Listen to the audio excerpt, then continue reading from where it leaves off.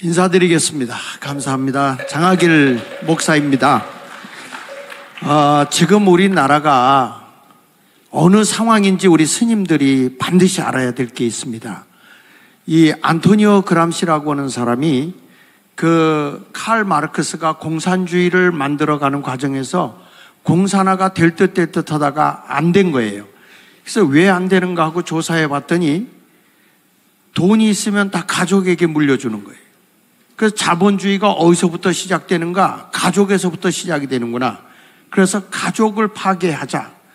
이 운동을 했는데 그것도 자본주의가 파괴되는데 쉽지가 않은 거예요. 그래서 그것을 보고 있던 30년 뒤에 이탈리아의 안토니오 그람시라고 하는 사람이 공산화를 이 자본주의 국가를 그리고 자유민주주의 국가인 이 자본주의 사회 국가를 망가뜨리고 공산화를 이루기 위해서는 11가지 계명이 있다라고 주장한 겁니다. 근데 그 11가지 계명을 제가 잠깐 얘기하면 여기 보면 이렇게 조용한 혁명 11계명이 나오게 됩니다. 지속적인 사회 변화로 혼란을 조성하라. 그러니까 코로나라든지 가짜뉴스라든지 촛불 집회를 가지고 진지전을 구축한 다음에 그리고 나서는 가짜뉴스로다가 크게 혼란을 일으키게 하는 것입니다. 지금 선거를 앞두고도요, 어떤 결과가 오냐면 가짜뉴스를 딱 터뜨리는데 이게 이제 프레임에 걸려든 거죠. 그게 뭐냐라고 하면은 내가 나중에 보낸 거 잠깐 한번 좀 띄워줘 보세요. 지금 보면 회칼 그리고 도피 이 두 가지를 딱 해가지고서 띄웠습니다.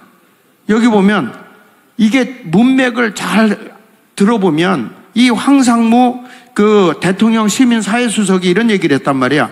과거에는 이렇게 할 때에 잘못된 사람 보면 정보부에서 칼을 가지고 회칼을 가지고 들어가서 두 방을 찔렀다 이런 얘기를 한 거예요. 그러나 지금의 정부는 그렇지 않다라고 얘기한 것을 가지고 뭘로 했냐? 회칼 사건으로 딱 프레임을 거는 거예요. 여러분 가짜뉴스를 어디서 먼저 터뜨린지 아십니까? MBC에서 터뜨린 겁니다. 그리고 이거 프레임에 딱 걸려버리니까 여론이 막 나빠지고 선거를 이용해 보면서 이 보수우파가 맥을 못 치는 겁니다. 또 하나 넘겨서 보시면요. 여기에 보면 이 사람은 이전 도피해라고 했잖아요. 조사도 안 했습니다. 수사도 안 했어요. 그런데 여기서 흘려서 국정원에서 흘려가지고 이 사람이 도피했다. 그래가지고 두 가지 단어에다가 이것도 딱 그냥 MBC 언론에서 주장을 하고 그걸 받아가지고 민주당에서 공격을 하기 시작하는 겁니다. 가짜뉴스를 가지고 프레임을 걸어서 맥도 못 치게 만들어버리는 것이 지금의 현실이다 이 말이에요. 여러분 이것이 다 뭐냐면 안토니오 그람시라는 사람이 공산주의를 다시 한번 계명 좀 보십시오. 거기 한번 아까 11계명 자 여기 보면 지속적인 사회 변화 혼란을 조성하라. 이거 제가 자료를 굉장히 많이 했는데 다 보여드릴 수가 없고요. 지금까지 우리나라는 가짜뉴스에 다 녹아난 거예요. 여러분 알다시피 광우병 사건이라든지 사드 사건이라든지 이런 모든 것들이 이게 다 가짜뉴스에 매몰이 돼버린 거잖아요. 그동안 나라가 얼마나 혼란했습니까? 광우병 이런 것들이. 이게 바로 조용한 혁명 공산주의를 만드는 데 있어서 11계명에 들어있는 것입니다. 두 번째 가서는 학교와 교사의 권위를 약화시켜라. 그래서 학생의 인권 조례를 이렇게 만들어가지고 부모님들을 학생들이 고발하게 만들었어요. 원래 부모님들이 자녀 교육을 책임지고 하게 우리나라의 헌법에 들어있던 조항을 삭제를 해버렸습니다. 그래서 선생님들이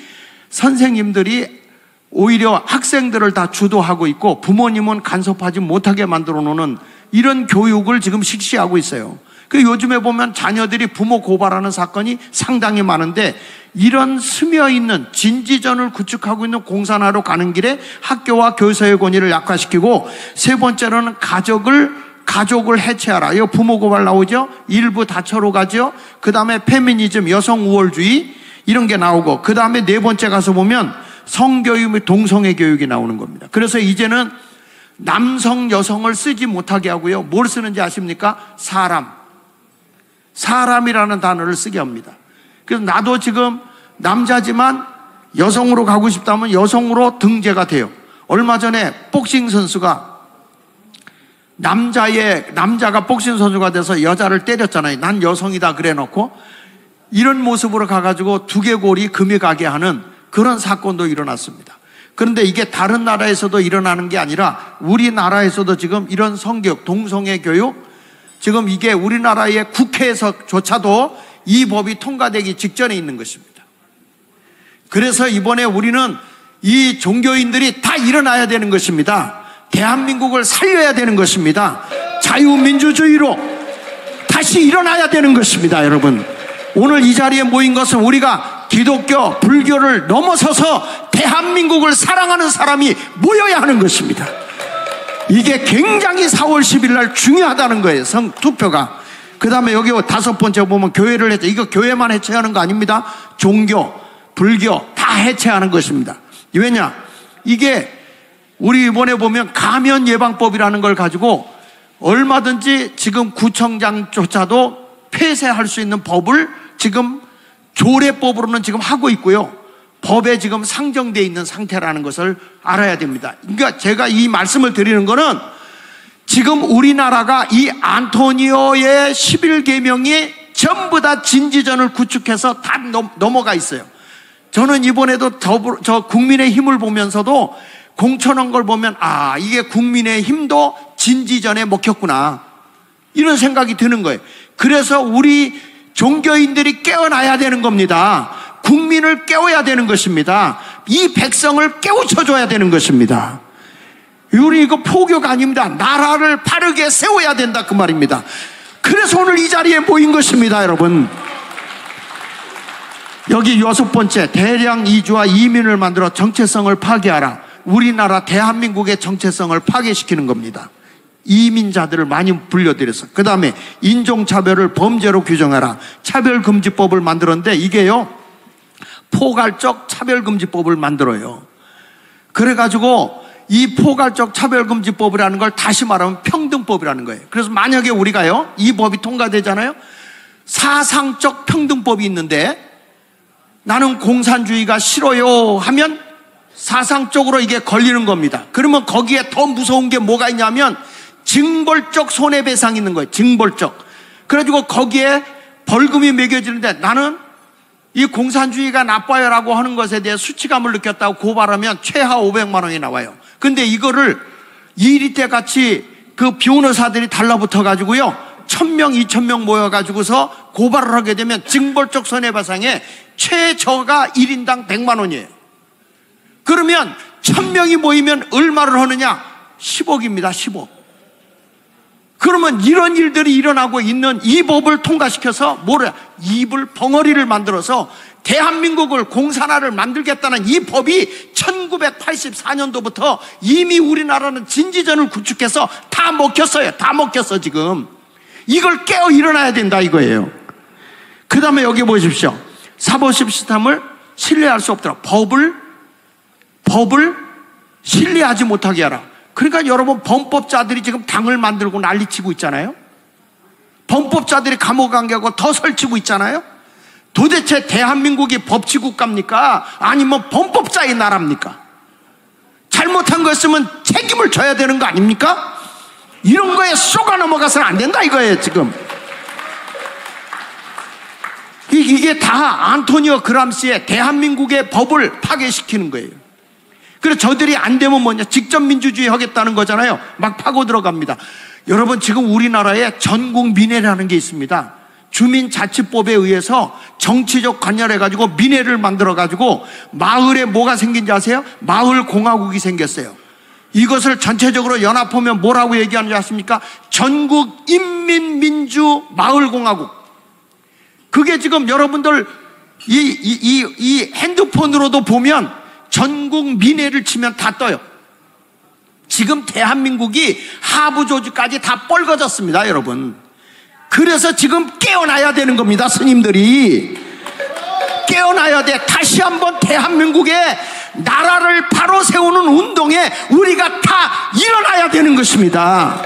우리가 모르고 있을 때 나라는 아이들이 다 병들어가고 있는 거예요. 이런 것을 우리가 깨우쳐야 됩니다. 오늘 이 자리에 모였다 헤어지지 말고요, 알고 가셔서 대한민국을 살립시다. 대한민국이 자유민주주의 되도록 합시다.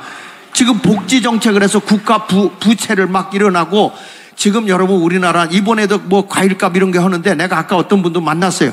지금 대한민국의 사과가 몇 개 사는데 엄청나게 올라갔잖아요. 나는 이거를 우리나라 국가정부가 유통과정을 조사해 봐야 된다고 생각하는 거예요. 왜냐하면 지금 좌익 세력들이 대한민국의 경제 생태계를 이미 다 장악해 버리고 있어요.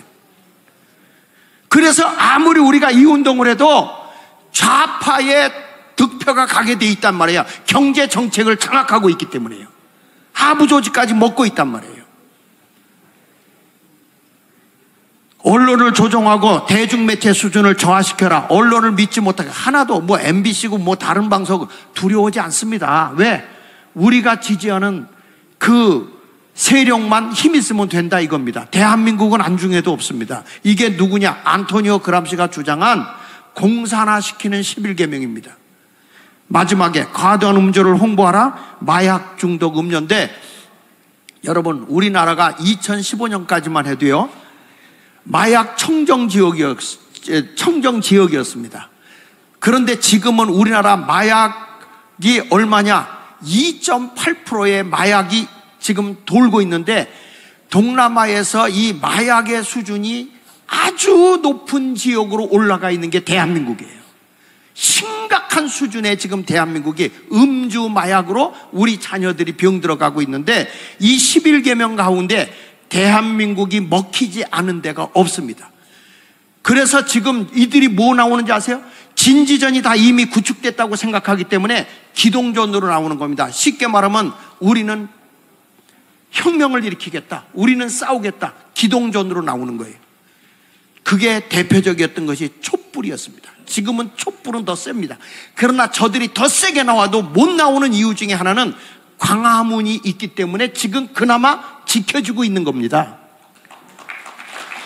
그런데 다음번에 가면 광화문도 힘을 못 써요. 이번 선거 제대로 못하면. 그래서 우리는 이번에 반드시 스님들이 기독교와 함께 우리 불교계가 일어나야 된다 이 말입니다. 함께 해 주십시오. 나라가 위태롭습니다. 여러분 반드시 우리 함께 해 주시기를 바랍니다. 감사합니다. 네, 고맙습니다.